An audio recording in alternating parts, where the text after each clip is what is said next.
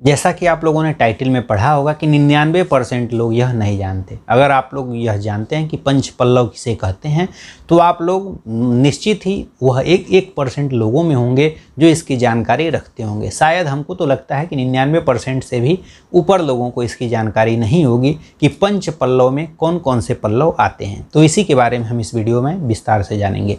नमस्कार, मैं पंडित राजकुमार दुबे आप सभी का आपके चैनल मिस्ट्री ऑफ धर्मा में स्वागत करता हूँ। तो आइए हम सबसे पहले जाने कि पंच पल्लव का यूज कहाँ होता है। जैसा कि आप लोग जानते हैं कि किसी भी प्रकार के हिंदू धर्म में धार्मिक अनुष्ठान कोई भी होता है, कोई भी पूजा पाठ होता है तो आप लोगों से पंच पल्लव बोला जाता है कि पंच पल्लव लेते आइए। लेकिन अक्सर लोगों के यहाँ आप लोगों ने देखा होगा या लगभग पंडित जी लोग भी या कहीं पर भी पंच पल्लव के नाम पे लोग आम का पत्ता मंगाते हैं। और आम का पत्ता अगर पंच पल्लव की बात की जाए तो आम का 5 पत्ता कहते हैं लोग कि 5 पत्ता आम का उसमें डाल लीजिए, पंच पल्लव हो जाएगा। जबकि ऐसा बिल्कुल भी नहीं होता। पंच पल्लव यानी 5 तरह के पौधों के जो पल्लव होते हैं उन्हीं 5 पत्तों को मिला करके और पंच पल्लव बनता है।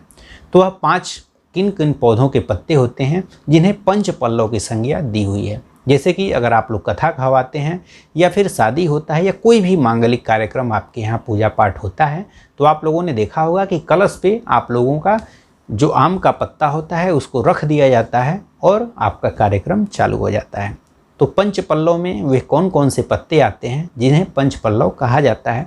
तो उसमें आम का पत्ता तो आप लोग जानते ही हैं कि आम का पत्ता हर पूजा पाठ में यूज होता है।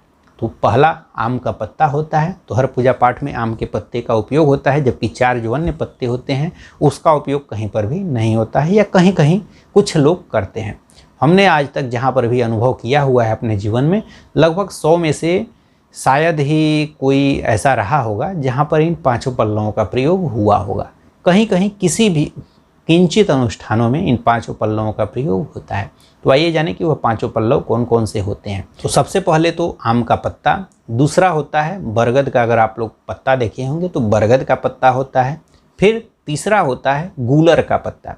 गूलर का पेड़ पहले बहुत सारे हुआ करते थे, अब तो कम हो गए, तो गूलर के पत्ते होते हैं। तीसरा गूलर, उसके बाद पीपल का पत्ता आप लोगों ने देखा ही है, तो पीपल का पत्ता भी पंच पल्लव में ही आता है। और 5वां होता है पाकड़। ठीक, तो इन्हीं 5 पत्तों को आम, पीपल, पाकड़, गूलर, बरगद, इन 5 ही पत्तों को पंच पल्लव के नाम से जाना जाता है।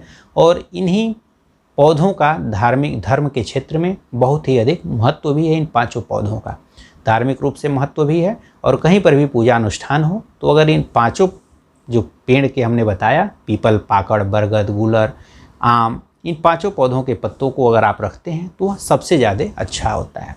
लेकिन अक्सर जो पीपल के पत्ते होते हैं उसको तोड़ने की मनाही होती है।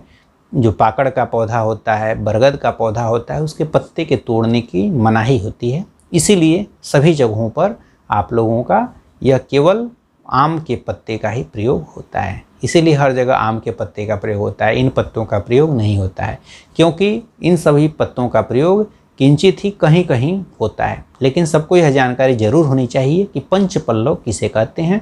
तो आप लोग आम के पत्ते का भले ही यूज करें, और अक्सर लोग बोल दिया करते हैं कि आम का 5 पत्ता रख दीजिए वह पंच पल्लव हो जाएगा। ऐसा बिल्कुल भी नहीं होता है। पंच पल्लव आम का पत्ता, पीपल का पत्ता, बरगद का पत्ता, गूलर का पत्ता, पाकड़ का पत्ता, इन 5 पत्तों को मिला करके पंच पल्लव बनता है। तो इसमें आप लोग भी उस 1% में आ जाइए जानकारी रख करके कि पंच पल्लव किसे कहते हैं। तो यह 5 पत्तों को मिलाकर पंच पल्लव बनता है। आप लोग जो भी पूजा कराएं तो आम का पत्ता रख करके कराएं, लेकिन पंच पल्लव के बारे में जानकारी आप लोग जरूर रखें। आशा करता हूं कि यह जानकारी आपको अच्छी लगी होगी। इसी तरह से और उपयोगी जानकारी के साथ आप सभी के समक्ष पुनः उपस्थित होंगे। तब तक के लिए धन्यवाद, नमस्कार।